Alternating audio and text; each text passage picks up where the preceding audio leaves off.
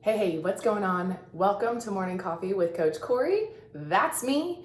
This morning, we are going to talk about changing behaviors and setting intentions. And so this is really obviously because we're coming up on the new year.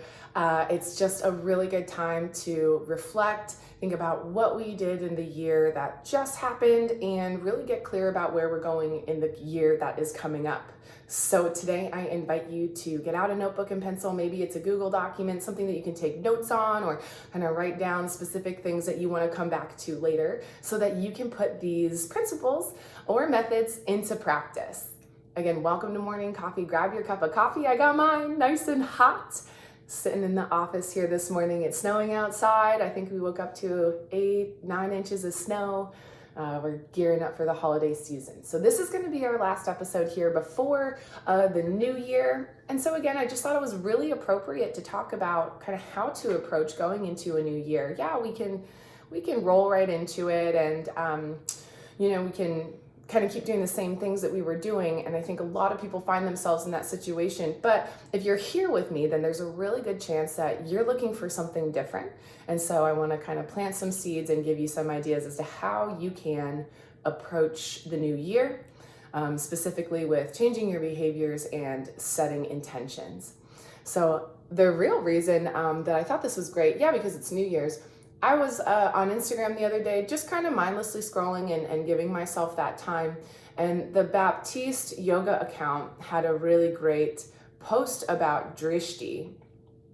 So for those of you who don't know this, I have a strong background in yoga. I worked for Lululemon for a little bit over 5 years and really got introduced to that yoga culture through Lululemon.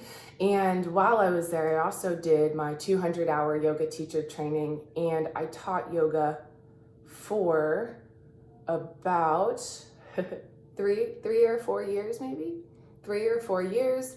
And then I got more into coaching CrossFit, and we dropped the yoga program from there. So it has been a hot minute, but I'm still in touch with a lot of those principles, and I still really love this idea of the drishti. And so the drishti in yoga is, so these Sanskrit words have more than one meaning, and so it kind of depends on the context. But the drishti could be known as your third eye center, and if you're familiar with yoga, then you're probably familiar with chakras and things like that, and the third eye center is one of your chakras or energy centers. And this is really where your intuition lies and things like that, going with your gut instinct, which is funny because that's another chakra, and that's a whole other thing when it comes to nutrition. But with your drishti, it specifically means your third eye center or your focus, where you're literally putting your gaze or your eyes, right? Like I can look directly into the camera. This would be my gaze. I can also, look out the window, and now my gaze, my drishti is over here in this direction. So just a simple example there of the drishti. And the drishti is intended to help you set these intentions and to be very specific with them. And so you can interpret that however you want. Maybe it is making a really specific drishti or focus. Maybe it's kind of being a little bit more general and letting that path kind of declare itself to you as you get there. If you're an adventurer, you probably know what I mean a little bit there. So again, it's just such a good time to be reflecting on what your intentions are going to be in the new year. And then I think the follow-up to that is specifically the behavior change. And so that's a really big part of what I'd like to get into today. How do we set these intentions? How do we actually change behavior? And so I think I'm gonna kind of switch it around and focus on the intention setting first, because this is the core of that behavior change, intention setting.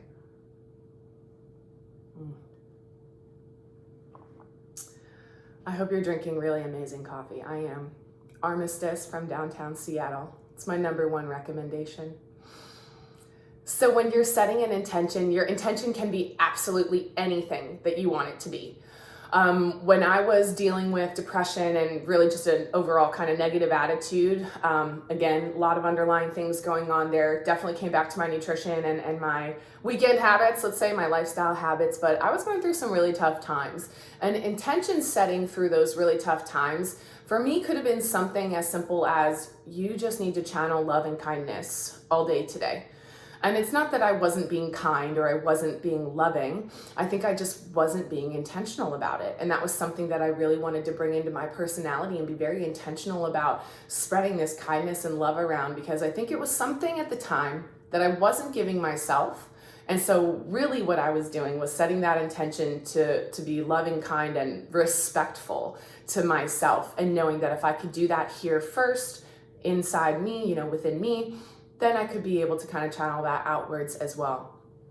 And so it's it definitely kind of comes back to that, put your own oxygen mask on first before you start to help other people. And that's very much what yoga is about. How can we build this really solid foundation, and how can we kind of take these habits of setting intention and kind of, intentionally placing our bodies where we want them to be, or placing our mind where we want it to be. Very, very, very, very useful tool, I would say, for myself. And so again, that intention, it can be anything that you want it to be. It could be something really specific. Now, I'm a nutrition coach, so I'm going to bring up some nutrition examples here. Your intention may be to simply get the appropriate amount of protein for you that day. And so immediately what you're going to do is you're going to set that intention, and then you need to break it down. And this is really where the changing behaviors part starts to come into play. We can start with this intention, and your intention may even be a goal, which is really neat as well. You're wanting to, kind of do something, and you might set that big goal, and then we set these mini goals, or we set these intentions along the way that help us get there. And essentially those intentions help you change your behavior. Let's go into detail. Let's really talk specifically about a really good example of how you can make this happen for yourself in your life. And I'll use an example from my life. So I'm going to go ahead and use this kind of the biggest example that I can to date, and it's moving out here to the Olympic Peninsula. I will give a little bit of background here. I'll keep it brief, but we're going to use this as a really cool example on how you can change your behaviors, set intentions, and get what you want, like attack your goals and really get what you want. This applies to nutrition, to your social life, your relationships. This applies to, your personal life, where, this example is going to be about where we live, and getting ourselves here. So I'm engaged right now. My fiance is Greg. I might refer to him as G or GP. G and I have been together for over 4 years. And this intention setting is something we have always done together. We both have that yoga background. So, we're familiar with those principles, and we understand the power of really manifestation.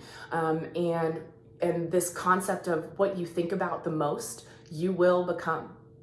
I'm going to say that one again. This is the most powerful thing that I say to myself on a regular basis. It's whatever you think about the most is what you will become. And this absolutely, it comes back to your daily intentions, your daily behaviors, and changing behaviors in terms of getting rid of any kind of behavior that's holding you back, distracting you, or getting in your way. And it's usually just us getting in our own way. That's the power of the yoga practice, is working through these behavior patterns that we get stuck in, whether they're negative, maybe they're positive, but they're not necessarily serving you anymore, or maybe it's not challenging enough. And, depending on the type of person that you are, you want to be challenged, it's likely. You want to stay engaged. You want to be learning. You want to be growing. This is very natural for us as humans. It's what we want to do. It's why we're here. One of the reasons, let's say, why we're here. There's a lot of reasons why we're here. I'm not going to get too into that on this episode anyway. So you set these intentions along the way, and these intentions help you change your behavior. So Greg and I have been together for over 4 years, and from the moment that we were together, we were constantly like, what do we want to do this weekend? Where do we going to go? What do we want to be doing? How do we want to be spending our time and our energy? And something that G and I have always aligned on is that our time is money. I could almost care less about actual money or currency or dollars in my account. But what I care about is how I'm spending my time. And then right now I'm working on my own, but second to that is how am I spending other people's time? I think one of my biggest challenges with any professional setting was if I did something that ended up being, a screw up, or I messed up at something, And ultimately it wasted companies' time. For whatever reason, that's like the hardest thing for me to get over. So that just is showing you how valuable I find my time. And so Greg and I both see our time in this way. We are always talking about what we want to do. And it's not that we're not living in the moment. We're very aware of like, what do you have going on today? What do we want to get done today? Checking in halfway through the day. How is that going? What's bugging you or what's going well for you today? And really, these are all mini intentions. These are small ways that we can check on our progress towards an intention. If they're not actual mini intentions, we're absolutely being intentional about asking each other those questions and making sure that we're on the right path. And if something is striking us in the wrong way, or we're having a gut feeling that something's not working for us, then we can immediately get into action around it and change that behavior by setting an intention. So you can see where I'm going. So now let's fast forward a little bit. Greg and I are dating 4.5 years or so, right? So about 1.5 to 2 years, 1.5 years into that situation, COVID hits, hello pandemic. And we start thinking, well, he can work from anywhere, and maybe it's a good time for me to set up this business and start to work on nutrition coaching and doing these things. And so what we start doing is setting these goals and intentions, and we make moves towards them. So for me, if we need to figure out how Coach Courey is going to work remotely, then I need to figure out, what steps come before that, and what do I need to get done, and how do I need to prepare for this, potentially remote life. So I start to do things like get my precision nutrition level 1 certification so I can coach nutrition. I start to pick up individual clients, and I start working with them and practicing with them. And because of COVID, all of that was done remotely. So I'm practicing, how to live that remote life. And so that's something that we started doing. Now, the overarching story, I was offered an opportunity that I didn't want to pass up. So for about a year, I let the business or the prospect of the business really take a back burner. Just let it take a back seat. And I knew that if I took this role with the company that I was with, I was still going to be expanding my knowledge, and I was still going to be practicing what I wanted to do. It was absolutely still contributing to what that end goal was. And so what we decided over time is that our end goal was to be able to live out here on the Olympic Peninsula. We found that every time we had any kind of spare time, we were trying to come out here. We're trying to be out here. We would tell ourselves, like, we're going to go surf. We'd leave on a Friday night. We'd get into the campsite at like 10 midnight, something ridiculous. We'd wake up in the morning freezing cold, put together our campsite breakfast.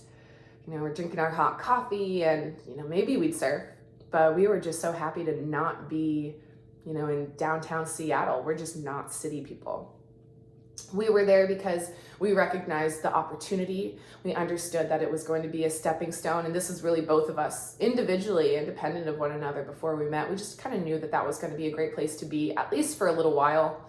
And then, of course, if you're familiar with the area and you kind of understand what COVID has done to the city, it got really challenging. It got really hard to live there. So we lived a little bit outside the city, and we were like, all right, this year we're a little closer. Now we're in 2021. We're still in a pandemic, and it's weird, and we're trying to navigate it. But what we're doing all along is staying very in touch with our goals.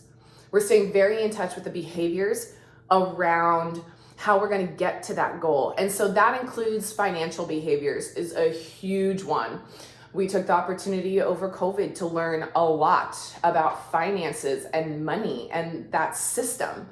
And so that was a huge intention. We wanted to do those things. We talked about doing it. We figured out how we were going to learn about those things, and we went ahead and did it. Essentially, we made a promise to ourselves and we kept it. And that's huge. I think that's a Ben Bergeron principle, if you want to look that one up later. Make promises to yourself and freaking keep them. If you say, I'm going to get up and work out tomorrow morning, then just go ahead and work out tomorrow morning. Even if you're not really a morning workout person. If you just do it, you'll have so much more confidence. You'll believe in yourself. You'll understand that when you tell yourself you're going to do something, you know that you're going to do it. There's a lot of power in that. just in that decision on its own, I know that when we set a goal, we're going to go get it. So we're very careful. It's like careful what you wish for. We're very careful. And again, we're very intentional about what kinds of goals we set and the details of those goals. I mean, we think about it, we visualize it, like imagine this, imagine that. What do we need to do now? An important question, again, coming back to your finances, how many paychecks do we have between now and then? How can we make this happen? And it's all through that intention setting. It's like you can set these big goals and they become daunting. And then you can find every excuse and every reason to not ever accomplish that goal. But if you do the small things, if you can fall in love with the process, and if you can love every step that you're taking, whether it feels like success or if it feels like failure, then can we change that failure to it feels like I'm learning and growing? And can we change that narrative? And can we stay positive around it? That's something that we really feed off of one another. I mean, I don't recommend chasing after your biggest goals on your own. Whether you have a coach or a therapist or a fiance, husband, significant other, maybe it's a best friend, I don't recommend embarking on your own. We're creatures of connection. We're animals that need connection. And so we can do this intention setting, this behavior change. We can do it on a really powerful level when we have the support system that we need and that backup team. So we're constantly, Greg works in the office next door, so I'm like pointing over there like you guys know that. So we're constantly in conversation about what we can do today, what we need to be doing this week, this month. And this is why we've been able to just check the box on our biggest goals. I think that it can seem really daunting and really overwhelming to be like, oh man, like we want to move out there, but my job requires me to be here. And how do I set myself up for success for that? So we can really start asking ourselves a lot of questions that eventually lead to doubt. And it may even lead to you saying, how bad do I really want that? Now that's okay. And that's a very important question that you want to ask yourself. Something that I find myself getting frustrated at is, hearing people's big goals and then being like, why are you not willing to work for them? I don't understand. I have an athlete background. And so I will be the first to admit that I practice a growth mindset in some areas, and in others, it's still totally fixed. It's this way or that way. It's me proving myself, and we're constantly working through that. I'm constantly kind of trying to figure out where that is in my life and how I can flush that, and how can I practice a growth mindset? Am I willing to fail? Can I be more willing to fail so that I can learn? And that's not a step back, that's a step forward if the result is learning. So we're setting these intentions, we're constantly learning and growing from them and deciding if we're going in that right direction. So I think a really good analogy is the airplane analogy. You're not always just on course, rather you're constantly course correcting. And that's exactly what this journey is all about. Can you be in love with the course correcting? And if you can be in love with that, then it's limitless. What you want to do, you can do whatever you want.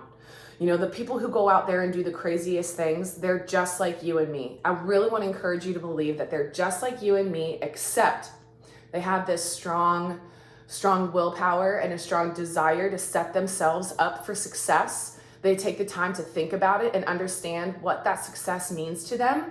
And then they take those appropriate steps. And that's exactly what I mean by behavior change and intention setting. So if you can think about it and you can talk about it and you can strategize around it and you're just doing this constantly and you're living through it, then you'll do it. That is what happens. And you gotta want it. So let's come back to that a little bit. Maybe there's a moment where you're really diving into it, or there are times where you're really diving into it and you're asking yourself, how bad do I want it? I want to share a story with you. And this is a huge thing that I've come to realize in the past few months of, doing this work and getting clear about who I am and what I am and what I'm doing here so that I can do my best for my clients and my community.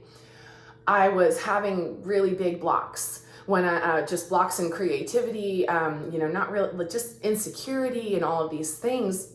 Once I really started diving into this business and creating this business and treating it like a business, not like a hobby. And I recognized that I was just trying to do this in the old way. and that I needed new creative ideas. I needed to learn. I needed to leap. Like I needed to help get myself, moving forwards. And so day one, week one, I was a mess. I was crying. I tuned into my first, my mentor. I had a mentor for a few months here, and I tuned into my first meeting with my mentor, and it was like a group meeting. It's a group call. And like out of nowhere, I find myself like pouring all of this emotion out, and I'm crying, and I'm like not succeeding, and like this is gonna feel like everything else that I've tried to do, and I'm starting to like tie it back to my athletic career and saying like I failed here, like I know, thinking about how I'm gonna fail here and all of this stuff, and really tying it into these past experiences and letting those experiences project on what was happening here in my business. And that wasn't how I wanted to start out at all. And one of the gentlemen on the group call who was in my mentor's group was like, hey, listen, like that wasn't for you. Those goals and those things that you set for yourself and that, you never accomplished, but you accomplished a lot of great things along the way. Don't get me wrong, but that wasn't the path for you. There was something else. And that was like just really getting hit in the face with it. And I was like, and I thought about that for a long time. I'd go run, I'd go work out in the garage. I'd be up here working, whatever. And I would be thinking about like, yeah, that wasn't for me. Like if I really am honest about it, I never wanted it bad enough. I never wanted those goals bad enough. And so you should be an inquiry around whether or not you want those things enough. Be intentional. Set those mini goals, those small focuses, set your intentions every day, every moment, the very best that you can, and just watch your productivity go up. So once I got over, like, that wasn't for me, I'm on this new path, this is for me, and even still, this is gonna, this path is going to continue to reveal itself to me as I take it. And as I, continue to apply these principles of making positive changes to my behavior and setting these intentions. So let's come back to that story now. Like I said, Greg and I are talking about it and thinking about it and strategizing around that goal of getting us out to the peninsula. And certain things happen where we have to start thinking faster and making moves faster, and it kind of snowballs. And then bam, like next thing you know, we're catching a ferry coming out here to look at this beautiful place. And we're saying, yes, we want it. This is ours. And now we're out here. There's a lot of hard work, a lot of time that went into this. And this is something, like I said, Greg and I have been working on for 3 years together. I think maybe more, but if we're being safe about it, about 3 years we've been talking about like, how can we live out here? How can we buy land? How can we buy a house out here? We tried to buy a house, and we got turned down. We didn't get it. And it was crushing. How easy would it have been for us at that time to just be like, it's not meant to be? Nah, we knew that we wanted to fight for it. So keep fighting for it. Keep fighting for it. If you decide that it's worth it, if you have family or a friend there who is saying, yes, this is worth it, then surprise yourself, shock yourself, and just keep fighting. I think that sometimes that's a weakness of mine, but it's absolutely one of my top strengths, is that I keep getting up and I keep fighting and I keep looking for new ideas. So when it comes to changing your behaviors and setting these intentions, you have to take an inventory of where you're at, right? In nutrition, it's quite simple. You download Chronometer or MyFitnessPal, and you track your food. Well, the same thing goes for changing behaviors. You kind of have to take an inventory, like, what are the behaviors? One of the best things I could tell you to do is to track your fucking time. How are you spending your time? If you think that time is money on the same level that I do, then you need to track your time. So I got a virtual assistant when I started the business. I need a little bit of support here, sending messages and doing whatever it is that I'm doing. And one of the first things that I noticed that the VA had to do, so my VA is certified in the system that I'm using and all of this stuff, so it's a whole thing.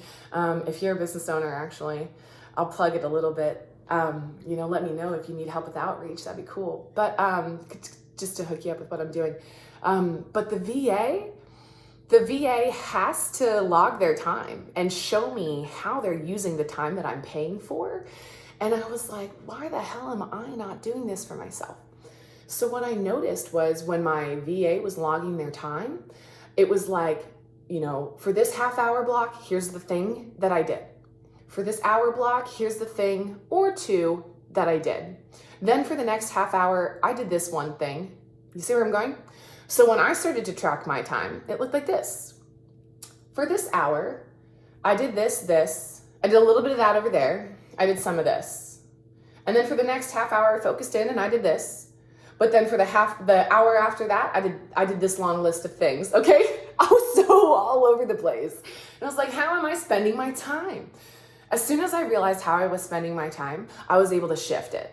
Right? Here's actually how I want to spend my time. And here's a system that I'm going to put in place to ensure maximum productivity. And so here's what I did. This is all I did. So first of all, I have all of my tabs open. I typically would go one Chrome window with like 10 or 12 pinned tabs, and then whatever else I'm looking at, some more tabs. So it's crazy. And so when you get a Facebook notification, you can come over here, click right into Facebook. Oh, my LinkedIn, I just got a LinkedIn one. What's my LinkedIn one? Oh, it looks like I just got an email. Okay. Oh, I just remembered I got to do this for my client. So I'm gonna hop over here and do that really quick. Like, what the hell? So looking at how I was spending my time, all I did was pull out the tabs. Okay, I need to be working in Facebook and in one other program right now. I'm pulling out those two tabs. I'm working on this for an hour. It was the simplest fix. And so I went from working maybe 5 or 6 hours, literally cut down to about 3 with the same amount of productivity. So that's one small example, but you have to track, you have to take inventory and understand what's going on. That's step 1 in any kind of behavior change. Step number 2 is coming up with those systems. And this is something that I take a little bit of pride in. I love doing this. I love coming up with these different systems. If you're looking for a good book to read, James Clear's Atomic Habits is really where I get a lot of my ideas from for behavior change. And dude is a genius. So if you're not ready to read a book right now, at minimum, subscribe to his weekly email, 321 Thursday. But then his Instagram account, I think, covers all of those little snippets anyway, and you kind of just get them throughout the week if you're getting on Instagram a couple times a week. So his Instagram is a really solid account to follow, and if you follow me, you'll notice that I'm constantly reposting his little tidbits, like here's how we can do better. And if I'm always looking to optimize, I'm always looking, like I said, kind of like take that quantum leap. I want to see my work compound. Compound Effect is another really good one. Probably not a book that you have to read the whole thing either. You're pretty much good with the Compound Effect halfway through. As a side note, I'll let you know I'm not someone who thinks that you have to finish every book you start. You get out of it what you need and then move on if it's not providing you with any value. So behavior change and intention setting. Number 1, take inventory. Number 2, notice the opportunities. And number 3, come up with systems that you can easily do every single day, or maybe that's, you need to do it 5 days a week, whatever, that you can just do. And then eventually you won't be thinking about it. And that's the habits part. Now, some background that you want to know about habits and intentions is that doing those things is not about it is about repetition. So I don't want to take it all away from repetition, but it's more so about whether or not you're enjoying it than the repetition. So what I can tell you is, as a swimmer, setting these big lofty goals that I never ended up achieving because I didn't really want to, it's because I didn't love the process. I never loved practice, but I understood that if I wanted to swim fast in a meet, I needed to practice. So I would do it, but I didn't love it. I loved going fast and I loved when it came through for me.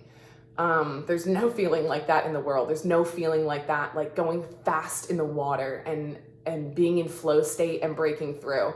And I was very good at that in the pool. So that's why I wanted to swim, but I never loved the process. So yeah, I never made the Olympics. I didn't want it bad enough. That's exactly what I mean. I didn't want it bad enough. So when you want something bad enough, work to change the behavior, put systems in place for yourself, do them every day, and watch yourself accomplish your goals. Sometimes it feels like this out of body experience. Like, is this happening? Like, are we here? You know, when we wake up here in the morning to our snowstorm, and it makes you so excited to get after whatever the hell else you want to do. And you become invincible. You start to do the impossible. So it's right there for you.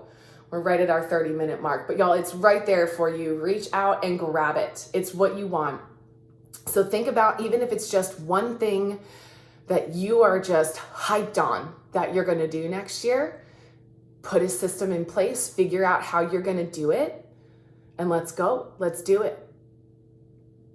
So change your behavior, set strong intentions, and y'all have fun with it. It's what you got to do. You got to have fun with it. Have fun failing, have fun succeeding. Fall in love with that process. This is what I have for you. Changing behaviors and setting intentions. Enjoy. I hope that you have the best holiday season ever. And as cliche or cheesy as it is to say, I'll see you next year. Much love.